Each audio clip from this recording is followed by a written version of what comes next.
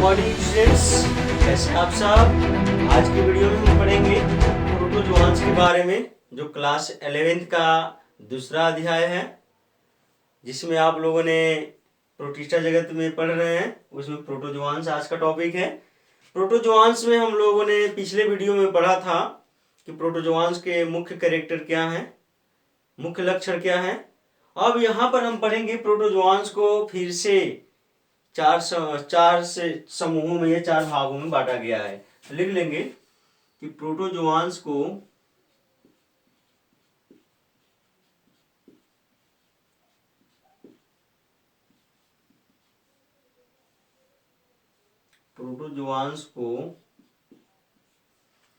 चार भागों में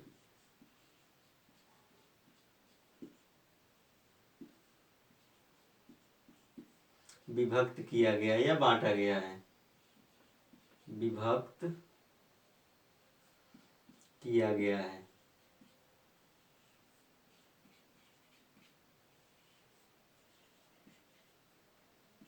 यहाँ पर आप लोगों ने देखा है स्टूडेंट्स, जो प्रोटोजोआंस होते हैं इनको चार भागों में बांटा गया है। वो कौन कौन से हैं, उनके कैरेक्टर को हम यहाँ पर पढ़ेंगे। पहले एक एक हम देख लेते हैं कि कौन कौन से प्रोटोजोआंस हैं। फर्स्ट है अमीबॉयड प्रोटोजोआंस। अमीबॉयड प्रोटोजोआंस,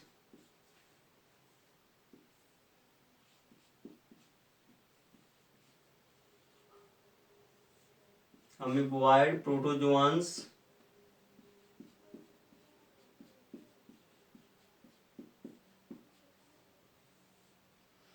दूसरा है स्टूडेंट्स, दूसरा प्रोटोजोआंस है जिसको कहते हैं फ्लैजिलेटेड प्रोटोजोआंस।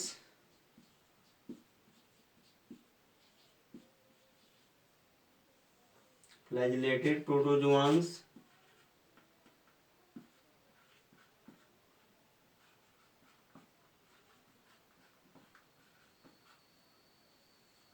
Flagellated protozoans. तीसरा है सिलिएटेड प्रोटोजोआंस।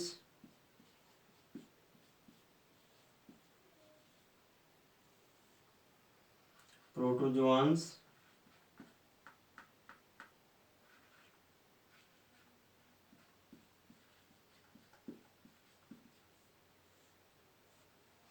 और चौथा है स्टूडेंट्स, इसको कहते हैं स्पोरोजोआंस। स्पोरोजोआंस।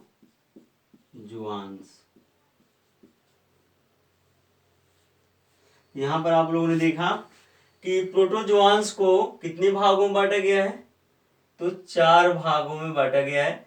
कौन कौन से हैं, अमीबॉयड प्रोटोजोआंस, फ्लैजिलेटेड प्रोटोजोआंस, सिलिएटेड प्रोटोजोआंस और स्पोरोजोआंस। इसमें देखेंगे आप लोग कि अमीबॉयड प्रोटोजोआंस जो होते हैं, इसका एग्जाम्पल क्या होता है। तो एग्जाम्पल आप लोगों को याद रखना है, इसका एग्जाम्पल है अमीबा। हमने पहले ही इन सारे टॉपिकों को बता रखा है, एग्जाम्पल भी बता रखे हैं, आपको बस याद रखना है। इसका एग्जाम्पल है स्टूडेंट्स, इसका एग्जाम्पल है Trypanosoma. Trypanosoma Brucie. Trypanosoma Brucie, जिससे एक रोग होता है, इसको विस्तार से पढ़ेंगे आगे। अफ्रीकन स्लीपिंग सिकनेस इसके द्वारा रोग होता है। यह जो सिलिएटेड प्रोटोजोआंस होता है, इसका एग्जाम्पल है पैरामीशियम। पैरामीशियम। पैरामीशियम। और स्पोरोजोआंस का एग्जाम्पल है स्टूडेंट्स प्लाज्मोडियम। प्लाज्मोडियम। तो आपको एग्जाम्पल याद रखने हैं, अमीबॉयड प्रोटोजोआंस का अमीबा, फ्लैजिलेटेड प्रोटोजोआंस का ट्रिपैनोसोमा ब्रूसी और सिलिएटेड प्रोटोजोआंस का पैरामीशियम और स्पोरोजोआंस का प्लाज्मोडियम। तो आप लोगों ने यहाँ पर स्टडी किया किसके बारे में, प्रोटोजोआंस के भागों के बारे में। अब एक एक करके पढ़ेंगे कि अमीबॉयड प्रोटोजोआंस क्या होता है, उसका मुख्य कैरेक्टर क्या होता है, फिर फ्लैजिलेटेड, सिलिएटेड, स्पोरोजोआंस। तो एक एक करके स्टडी करेंगे। तो अब पहला हमारा इसमें हेडिंग्स होगा स्टूडेंट्स, अमीबॉयड प्रोटोजोआंस क्या होते हैं, उनके मुख्य कैरेक्टर क्या होते हैं, उनका स्ट्रक्चर क्या होता है। तो आप लोग हेडिंग बनाएंगे अमीबॉयड प्रोटोजोआंस।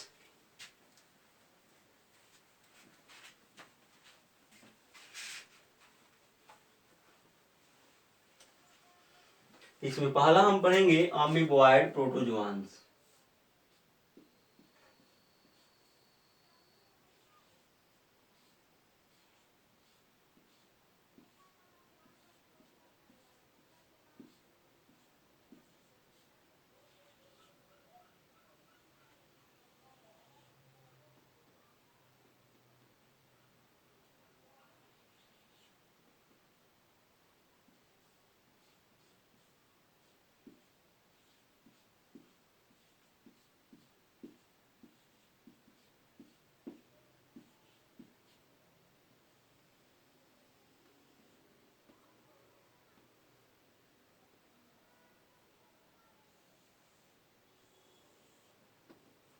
अमीबॉयड प्रोटोजोआंस। तो अमीबॉयड प्रोटोजोआंस क्या होते हैं, तो इसमें आपको बता दें कि इसमें एग्जाम्पल भी हमने आपको बता रखा है। एग्जाम्पल है इसका अमीबा का, अमीबा।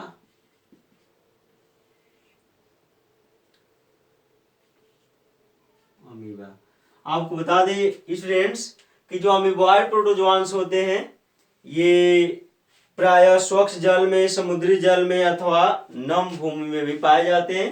तो क्या कहाँ पाए जाते हैं, स्वच्छ जल में भी पाए जाते हैं, समुद्री जल में भी पाए जाते हैं और गड्ढों में भी, या कह सकते हैं कि नम भूमि में भी पाए जाते हैं। इनमें जो कोशिका भित्ति होती है वो एब्सेंट होती है, कोशिका भित्ति पाई नहीं जाती है।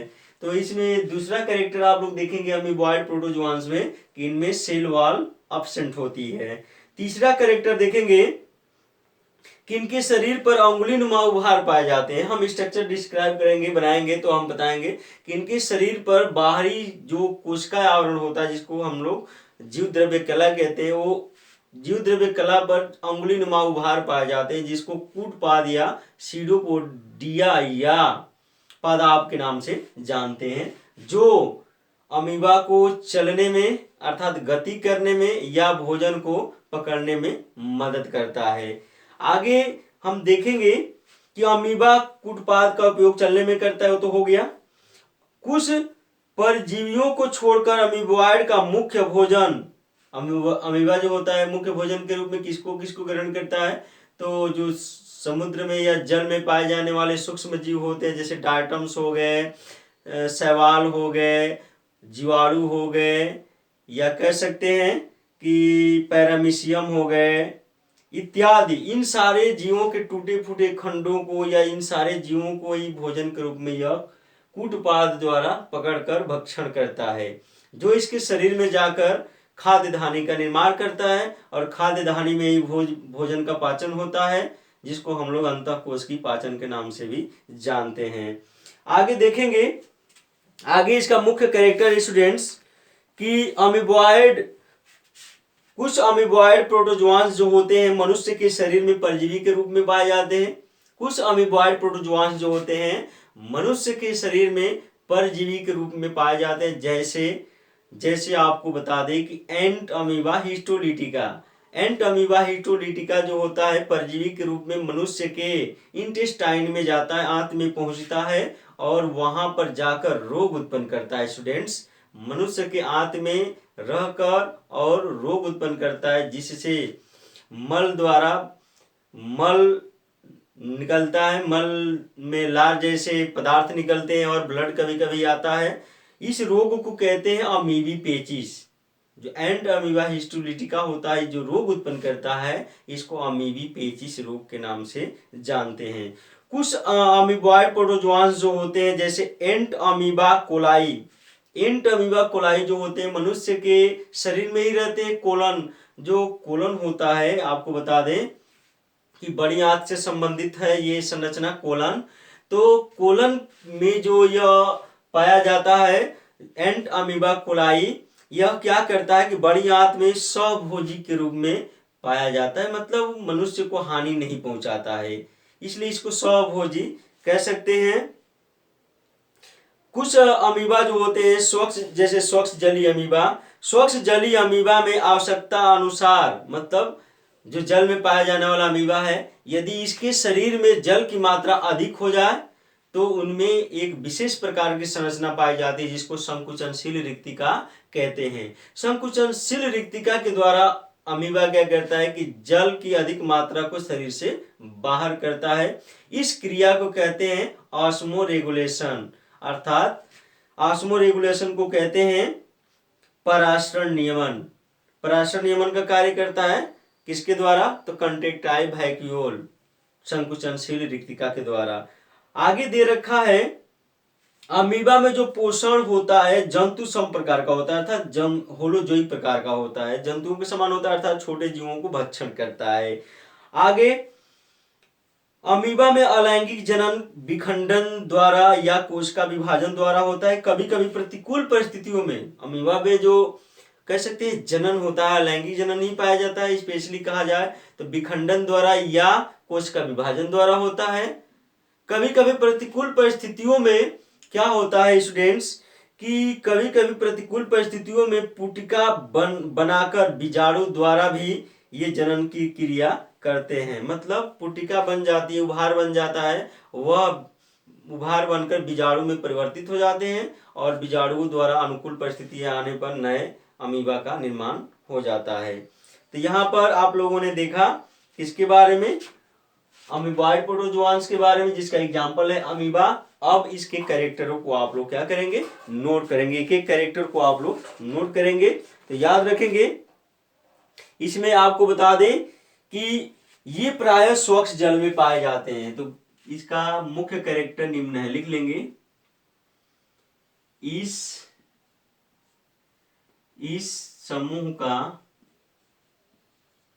समूह के जीवों का मुख्य लक्षण निम्न है। लक्षण निम्न है। इस समूह के जीवों का मुख्य लक्षण निम्न है। पहला आप लोग नोट करेंगे स्टूडेंट्स कि ये प्रायः कहाँ पाए जाते हैं? स्वच्छ जल में पाए जाते हैं, समुद्री जल में या नम भूमि में भी पाए जाते हैं। तो नोट कर लेंगे, ये प्रायः स्वच्छ जल में, ये प्रायः स्वच्छ जल,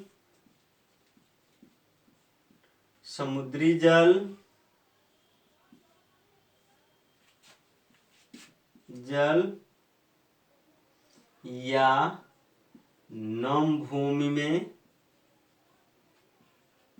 या नम भूमि में पाए जाते हैं,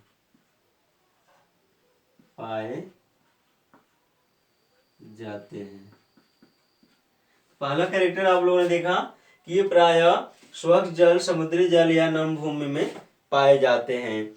इनमें कोशिका भित्ति का अभाव होता है। दूसरा कैरेक्टर है, इनमें अर्थात अमीबा में, इनमें कोशिका भित्ति का अभाव होता है, सेल वॉल नहीं पाई जाती है। कोशिका भित्ति का अभाव होता है,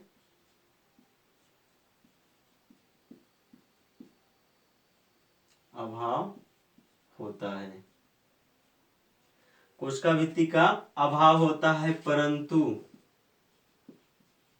परंतु जीव द्रव्य कला अर्थात कोशिका झिल्ली, जीव द्रव्य कला पाई जाती है।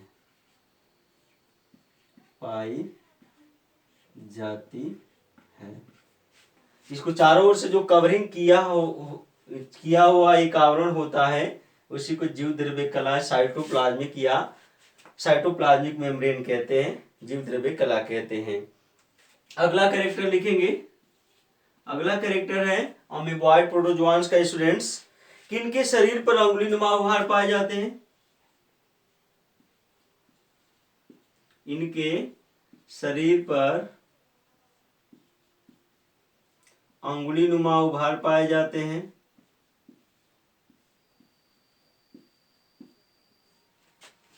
अंगुली नुमा उभार पाए जाते हैं।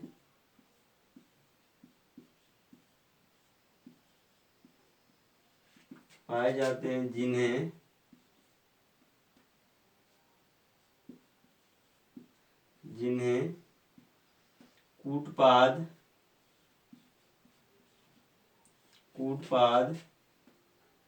पादाब या सीडोपोडिया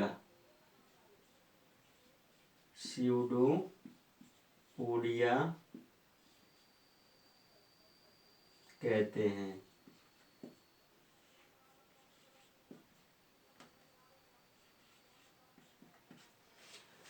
तो आप लोगों ने देखा कि इनके शरीर पर अंगुली नुमा उभार पाए जाते हैं, जिन्हें कूटपाद पादाब या सीडोपोडिया कहते हैं।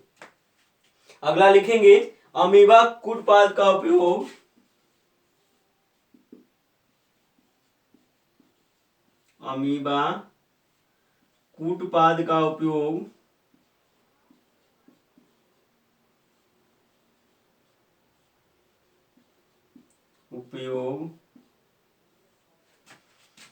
गति करने में, चलने कुछ में लिखेंगे गति करने में,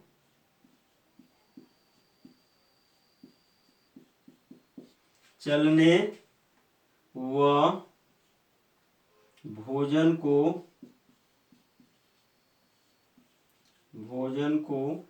पकड़ने में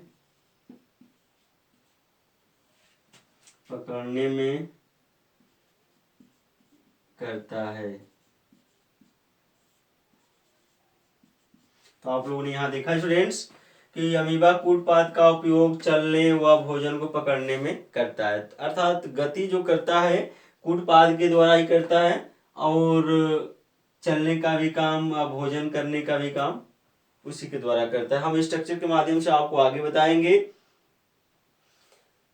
आगे कुछ परजीवियों को छोड़कर, अगला लिखेंगे, कुछ परजीवियों को छोड़कर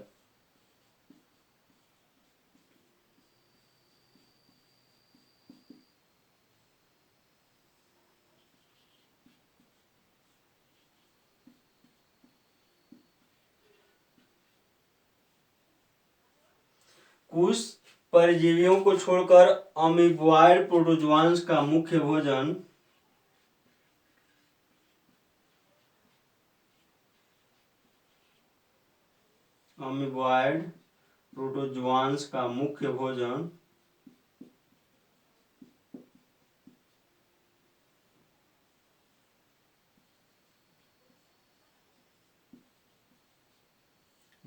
भोजन क्या क्या होता है स्टूडेंट्स? डायटम्स से शुरू करते हैं।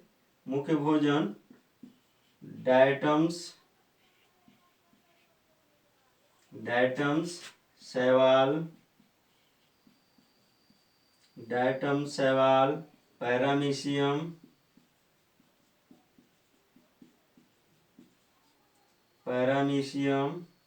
यूग्लिना,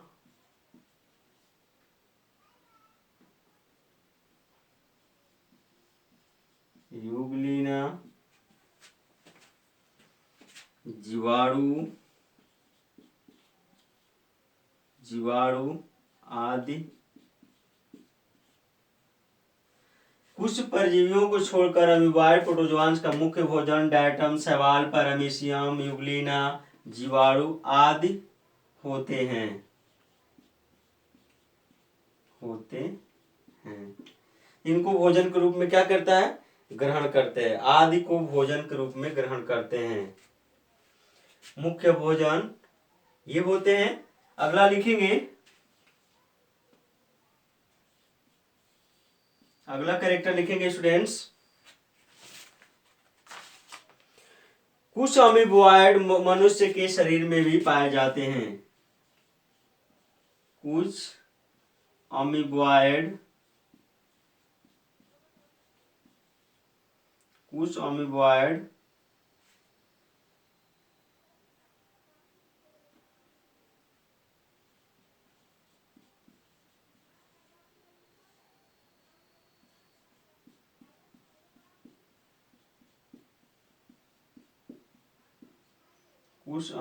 प्रोटोजोआंस मनुष्य के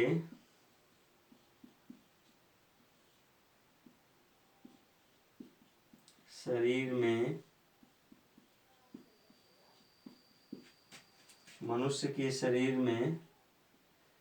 परजीवी के रूप में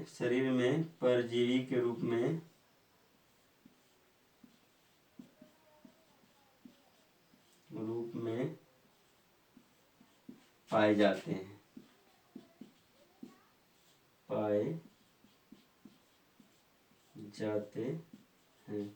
यहाँ पर आप लोगों ने देखा कुछ अमीबॉयड प्रोटोजोआंस मनुष्य के शरीर में परजीवी के रूप में पाए जाते हैं, जैसे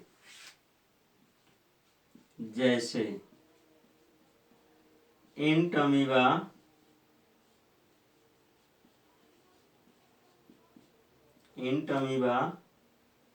हिस्टोलिटिका।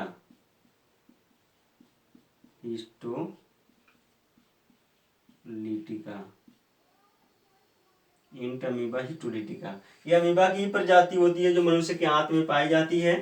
और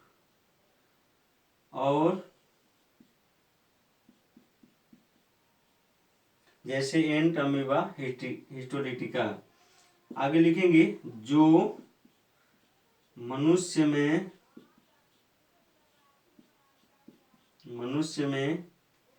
अमीबी पेचिश रोग उत्पन्न करती है। अमीबी पेचिश रोग उत्पन्न करती है।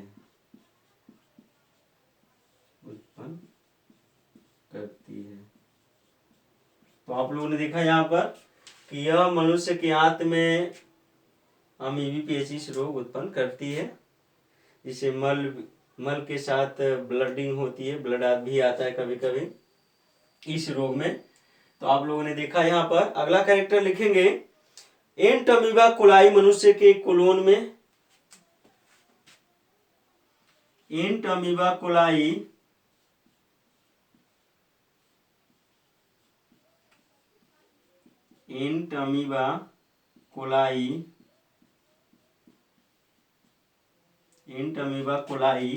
मनुष्य के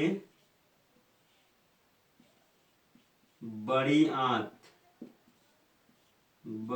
आंत लिख सकते हैं, जिसको हम लोग कोलन कहते हैं। कोलन में किस रूप में रहता है? स्वभोजी के रूप में पाया जाता है। आंत में स्वभोजी के रूप में पाया जाता है। स्वभोजी के रूप में पाया जाता है।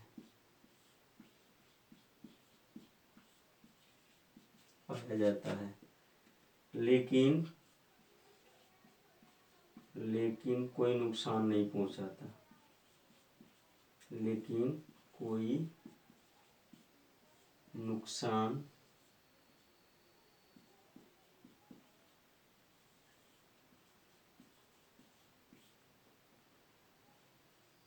नहीं पहुंचाते हैं। कोई नुकसान नहीं पहुंचाते हैं। तो आप लोगों ने देखा स्टूडेंट्स, एंट अमीबा कोलाई जो मनुष्य के बड़ी आंत में स्वभोजी के रूप में पाया जाता है, लेकिन कोई नुकसान मनुष्य को नहीं पहुंचाता है। अगला कैरेक्टर लिखेंगे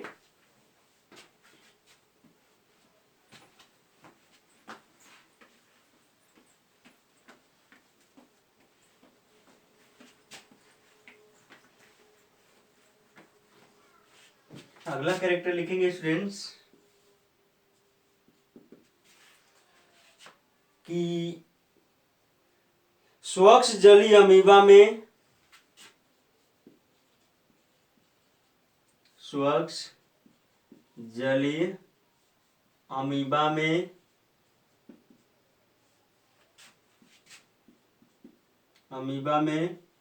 आवश्यकता से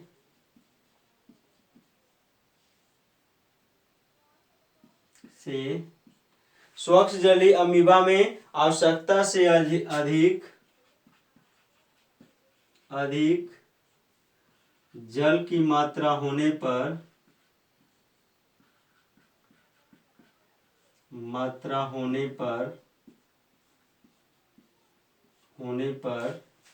जल की अधिक मात्रा होने पर यह संकुचनशील रिक्तिका द्वारा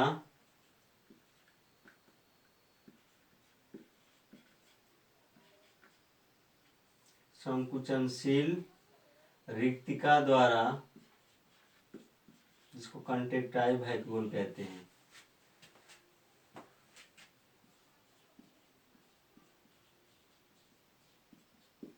टाइल वैक्यूल संकुचनशील रिक्तिका द्वारा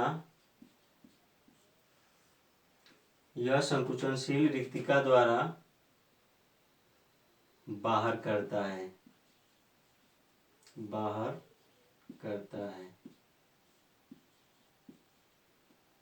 यहाँ पर आप लोगों ने देखा है स्टूडेंट्स कि स्वच्छ जलीय अमीबा में आवश्यकता से अधिक जल की मात्रा होने पर यह संकुचनशील रिक्तिका द्वारा बाहर करता है। जो जल की मात्रा अधिक होती है उसे संकुचनशील रिक्तिका द्वारा क्या करता है, बाहर करता है, जो पराशरण नियमन का कार्य करती है। इसी को पराशरण नियमन कहते हैं। जो संकुचनशील रिक्तिका होती है इसका कार्य होता है पराशरण नियमन का कार्य करना, अर्थात जल की मात्रा को नियमित रखना, जितना जरूरत होगा रखेगी, नहीं तो उसे बाहर कर देगी। अगला लिखेंगे अमीबा में पोषण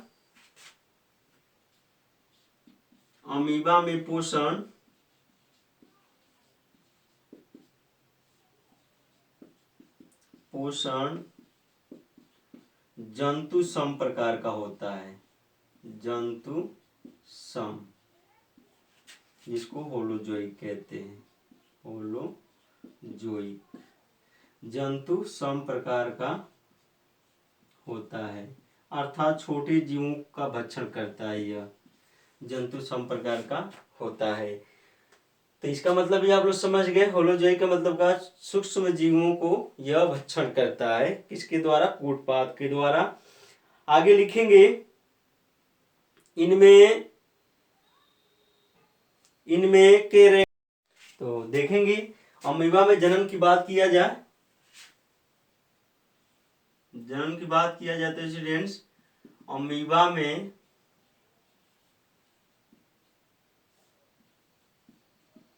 अलैंगिक जनन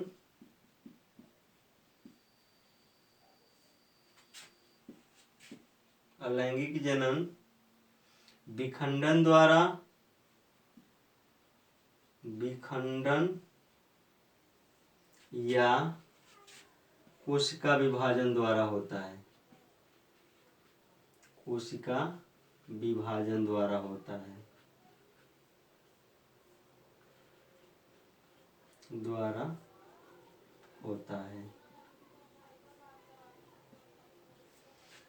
तो आप लोगों ने देखा कि अमीबा में अलैंगिक जनन विखंडन या कोशिका विभाजन द्वारा होता है। तो ये रहा कुछ अमीबा के कैरेक्टर के बारे में स्टूडेंट्स। इसमें और भी लिख लेंगे अमीबा में अलैंगिक जनन विखंडन या कोशिका विभाजन द्वारा होता है। कभी कभी प्रतिकूल परिस्थितियों में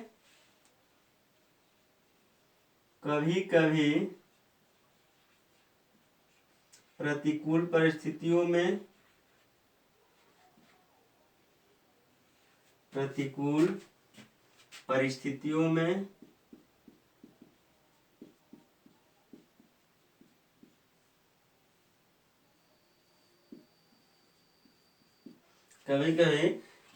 परिस्थितियों में पुटिका बनाकर पुटिका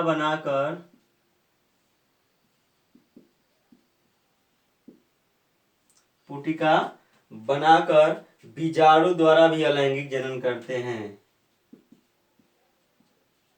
पुटिका बनाकर बीजाणु द्वारा भी अलैंगिक जनन करते हैं।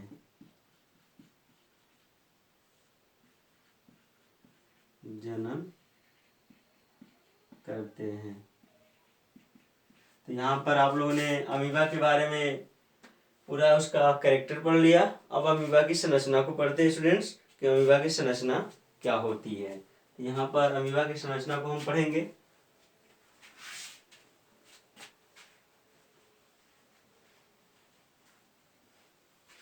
तो अमीबा की जो संरचना होती है, आपको पता है कि इस निश्चित आकृति नहीं होती है। अमीबा एक ऐसा प्राणी है जिनकी आकृति निश्चित नहीं होती, संरचना निश्चित नहीं होती है, लेकिन फिर भी बनाएंगे हम लोग स्ट्रक्चर इसका।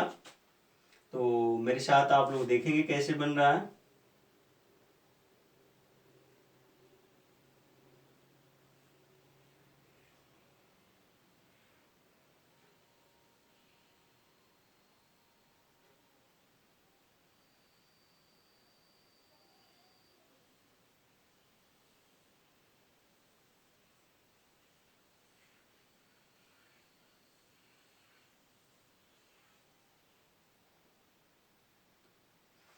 याद रखेंगे स्टूडेंट्स, ये अमीबा का हमने स्ट्रक्चर बनाया है। इसमें एक केंद्रक होता है, न्यूक्लियस होता है जो एक आवरण से घिरा होता है, इसको केंद्रक आवरण कहते हैं। इसमें इसका जेनेटिक मटेरियल डीएनए भरा होता है। तो आप लोगों ने यहाँ केंद्रक देखा। इसके बाद अमीबा में क्या होता है, तो खाद्य धानियां होती हैं, फूड वैक्यूल्स होते हैं। ऐसे ये फूड वैक्यूल्स हैं, खाद्य रिक्तिका के नाम से जानते हैं। ये खाद्य रिक्तिकाएं हैं।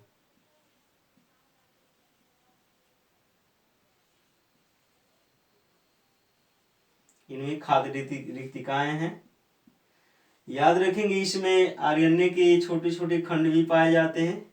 ये आरएनए के खंड हैं। आरएनए के खंड के अलावा इसमें ये छोटे छोटे आप देख रहे हैं स्टूडेंट्स, लिपिड के कण हैं। लिपिड के कण हो गए।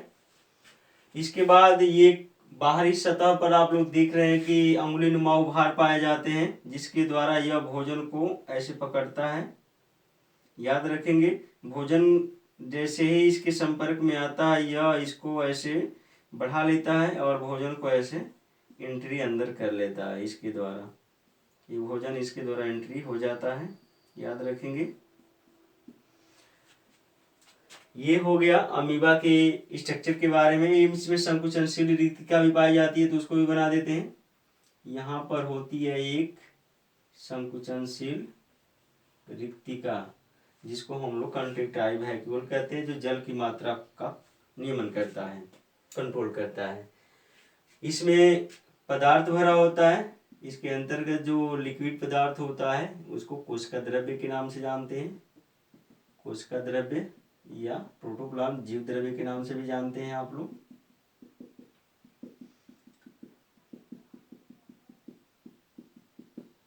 ये जैसे जैसे जल में गति करता है स्टूडेंट्स, इसकी आकृति इसमें हमेशा क्या होती है, बदलती रहती है, चेंज होती रहती है। कभी यह अंदर या बाहर, अंदर बाहर होते रहते हैं। इसकी आकृति निश्चित नहीं होती। आपको पता है पहले से ही कि अमीबा की आकृति निश्चित नहीं होती है।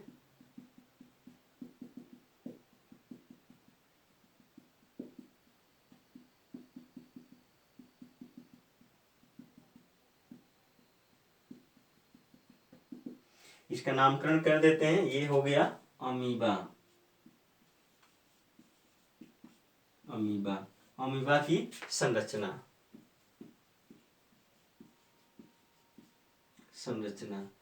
याद रखेंगे, अमीबा की संरचना में आप विभिन्न भागों के नामकरण करेंगे।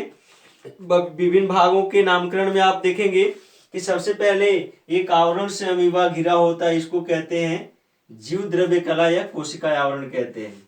जीव द्रव्य कला। जीव द्रव्य कला के नाम से जानते हैं। ठीक है, साइटोप्लाज्मिक मेम्ब्रेन या कह सकते हैं सेल मेम्ब्रेन के नाम से भी जानते हैं इसे, सेल मेम्ब्रेन, सेल मेम्ब्रेन भी कह सकते हैं। जो आवरण से घिरा होता है इसको सेल मेम्ब्रेन या जीव द्रव्य कला कहते हैं। आगे देखेंगे इसमें ये फूड पार्टिकल्स को अंदर करता है और यह खाद्य धानी में क्लोज हो जाते हैं, ये कह सकते हैं फूड पार्टिकल्स, भोज्य पदार्थ, भोज्य पदार्थ। ये जल में रहता है और भोज्य पदार्थों को एकत्र करके अपने कोशिका के अंदर कर लेता है, फूड पार्टिकल्स।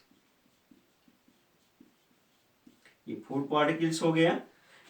ये अंगुलीनुमा उभार देख रहे हैं इसके जीव द्रव्य कला पर, इसको सीडोपोडिया या कूटपाद कहते हैं, कूटपाद, कूटपाद या पादाव, पादाव इंग्लिश में कहते हैं सीडोपोडिया, जो भोजन को निगलने और गति करने में हेल्प करता है। इसके अंदर जाने आएंगे तो ये जीव द्रव्य पूरा क्या है स्टूडेंट्स, जीव द्रव्य कह सकते हैं पूरा, इसके अंतर्गत जो भरा हुआ है जीव द्रव्य, जिसको हम लोग प्रोटोप्लाज्म कहते हैं, जीव द्रव्य प्रोटोप्लाज्म। जीव द्रव्य के दो भाग होते हैं, एक कोशिका आवरण के समीप जो देख रहे हैं, कोशिका आवरण जीव द्रव्य कला के समीप जो होते हैं इसको बाह्य द्रव्य कहते हैं, एक्सोप्लाज्म यहां लिख सकते हैं, ये कहलाता है कोशिका आवरण के नजदीक होता है, इसको कहते हैं एक्सोप्लाज्म,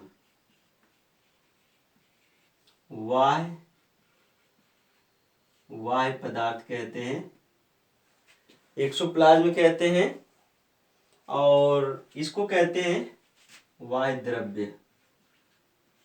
और ये अंदर के जो केंद्रक के पास जो पदार्थ होते हैं इसको कहते हैं आंतरिक द्रव्य, आंतरिक द्रव्य, इसको कहते हैं एंडोप्लाज्म, एंडोप्लाज्म कहते हैं। क्लियर। इसमें ये खाद्य धानी होती है, ये पूरी खाद्य धानी होती है जो अंतःकोश की पाचन होता है इसके कोशिका में ही, ये हो गई खाद्य धानी, खाद्य धानी जिसको फूड वैक्यूल कहते हैं, इंग्लिश में फूड, आप लोग इंग्लिश हिंदी दोनों याद रखेंगे, फूड वैक्यूल हो गया। ठीक है स्टूडेंट्स, ये हो गया इसका न्यूक्लियस, इसका यह हो गया केंद्रक, जिसमें केंद्रक इसका जेनेटिक मटेरियल भरा होता है, न्यूक्लियस। ये हो गया इसका संकुचनशील रिक्तिका,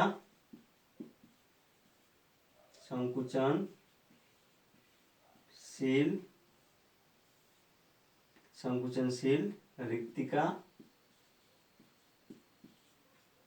जो पराशर नियमन का कार्य करती है, कंट्रैक्टाइल वैक्यूल, ये पराशर नियमन का कार्य करती है, ये हमने आपको ऑलरेडी बता रखे हैं। आगे देखेंगे कि इसमें लिपिड के कण हो गए, लिपिड मॉलिक्यूल लिख सकते हैं, लिपिड कण, लिपिड कण लिख सकते हैं आप लोग, लिपिड मॉलिक्यूल।